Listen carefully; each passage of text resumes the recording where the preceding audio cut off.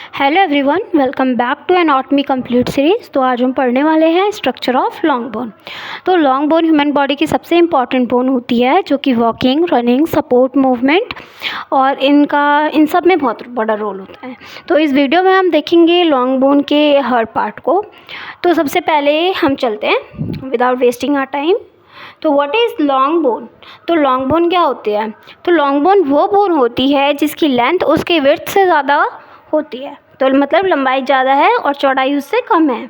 तो ये mainly limb में पाई जाती हैं, जैसे कि femur, tibia, fibula, humerus, radius and ulna. अब फीमर बॉडी की सबसे लंबी स्ट्रॉन्गेस्ट बोन होती है, जो कि थाई में प्रेजेंट होती है। तो अब देखते हैं कि पार्ट्स क्या हैं लॉन्ग बोन के। तो एक टिपिकल लॉन्ग बोन के मेजर कितने पार्ट्स होते हैं? तो होता है diaphysis, metaphysis, epiphysis, periosteum, endosteum, compact bone, spongy bone, medullary cavity. और अब हम इन्हें एक एक करके पढ़ेंगे। तो सबसे पहले डायफाइसिस क्या होते हैं? ओके, इस पिक्चर में आपको दिख रहा होगा एपिफाइसिस, मेटाफाइसिस, डायफाइसिस। ओके, तो सबसे पहले डायफाइसिस देख लेते हैं। तो ये एक लॉन्ग बोन का शाफ्ट होता है। ये सेंट्रल ट्यूबुलरी पार्ट का होता है। ये मेनली कॉम्पैक्ट बोन से बना होता है। अब इनका फंक्शन क्या होता है डायफाइसिस का?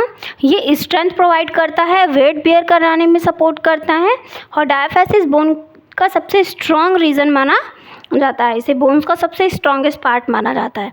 अब एपिफाइसिस कहाँ पे है? सबसे टॉप पे। तो ये दोनों एंड पर प्रेजेंट हैं और ये मेनली स्पंज बोन से बनी होती हैं। आर्टिकुलर कार्टिलेज इस रीजन को कवर करती है, जिससे जॉइंट में फ्रिक्शन कम होता है। तो यहाँ पे आर्टिकुलर कार्टिलेज होती हैं जो फर्दर जॉइंट में वर्क करता है। अब हम देखते हैं मेटाफाइसिस। तो मेटाफाइसिस, डायफाइसिस और एपिफाइसिस के बीच एक ट्रांजिशनल रीजन होता है, जो कि ग्रोइंग चिल्ड्रन में यही एरिया ग्रोथ प्लेट या एपिफाइसिल प्लेट बोलते हैं, इसी पार्ट को। तो क्यों बच्चों में ये होता है ना, ये थोड़ा वीक होता है, तो वो ग्रोइंग प्लेट होता है, वो धीरे धीरे करके ग्रो होता है।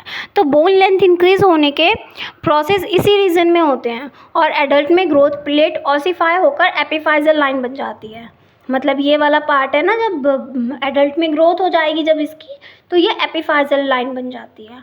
अब हम देखते हैं पेरिओस्टियम क्या होता है। तो पेरिओस्टियम बोन की आउटर कवरिंग होती है और ये एक टफ फाइब्रस मेम्ब्रेन है। इसका फंक्शन क्या है? बोन को सप्लाई प्रोवाइड करना, ब्लड सप्लाई प्रोवाइड करना, बोन ग्रोथ में हेल्प करना, फ्रैक्चर हीलिंग में रोल होता है इसका, टेंडन और लिगामेंट का अटैचमेंट करना।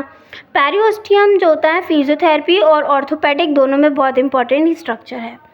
अब अच्छा, एक क्वेश्चन और यहाँ से अराइज होता है कि जब पेरिओस्टियम में अगर कोई इंजरी होती है ना, बहुत पेनफुल होती है, क्योंकि उसकी ब्लड सप्लाई और उसका जो स्ट्रक्चर है वो डायरेक्ट कनेक्टेड टू बोन और लिगामेंट और टेंडन से होता है ना, तो बहुत पेनफुल होता है वो।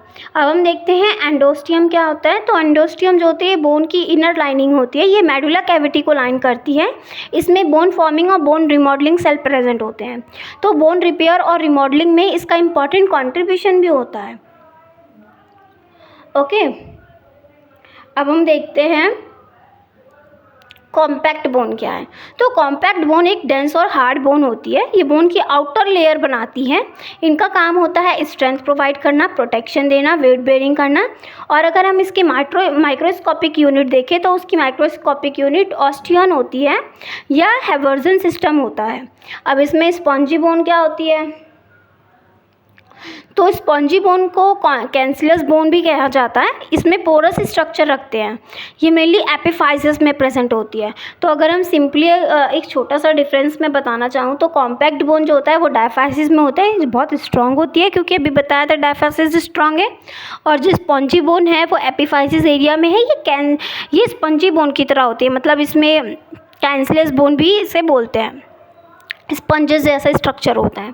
इसके स्पेस में रेड बोन मैरो पाया जाता है, जहाँ ब्लड सेल की फॉर्मेशन होती है। अब हम देखेंगे मेडुलरी कैविटी। एक बार मैं आपको दिखा देती हूँ मेडुलरी कैविटी क्या है। ये जो बीच की कैविटी दिख रही है, यहाँ पे मेडुलरी कैविटी होती है। तो ये डायफाइसिस के सेंटर में प्रेजेंट होता है। इसमें एक हैलो कैविटी होती है, जो कि एडल्ट में येलो बोन मैरो प्रेजेंट होता है। और येलो बोन मैरो क्या करता है? फैट स्टोरेज का काम करता है। अब देखते हैं ब्लड सप्लाई क्या होती है। तो ये हो गया हमारा। हम चलते हैं ब्लड सप्लाई पे। ओके, तो ब्लड सप्लाई जो होती है बोन की, पहले तो हम देखते हैं बोन एक लिविंग टिश्यू है और इसकी कॉन्टीन्यूस ब्लड सप्लाई की ज़रूरत पड़ती है। तो मेन ब्लड सप्लाई जो इसकी होती है वो होती है nutrient artery, periosteal artery, metaphyseal arteries, epiphyseal artery और एडिकुलेट ब्लड सप्लाई, जो कि फ्रैक्चर हीलिंग के लिए बहुत इंपॉर्टेंट होती है। अगर हम ओवरऑल क्लिनिकल इंपॉर्टेंस देखें तो लॉन्ग बोन की क्या होती है, तो लॉन्ग बोन का जो स्ट्रक्चर है वो हमें किस चीज़ में हेल्प कर रहा है, नॉलेज अगर हम देखें तो फ्रैक्चर समझने में हेल्प करता है, बोन हीलिंग में हेल्प होती है, ऑर्थोपेडिक कंडीशन बहुत इससे रिलेटेड होती है, फिजियोथेरेपी, रिहैबिलिटेशन, और इसी वजह से क्लिनिकल पॉइंट्स ऑफ व्यू से ये बहुत इंपॉर्टेंट टॉपिक है।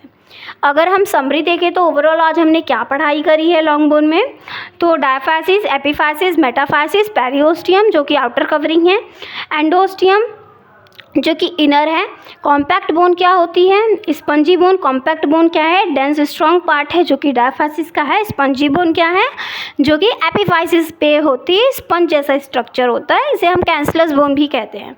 मेडुलरी कैविटी जहाँ पे ब्लड बोन मैरो होता है और एडल्ट में येलो प्रेजेंट होता है, येलो कलर का, जो कि फैट स्टोरेज का काम करता है।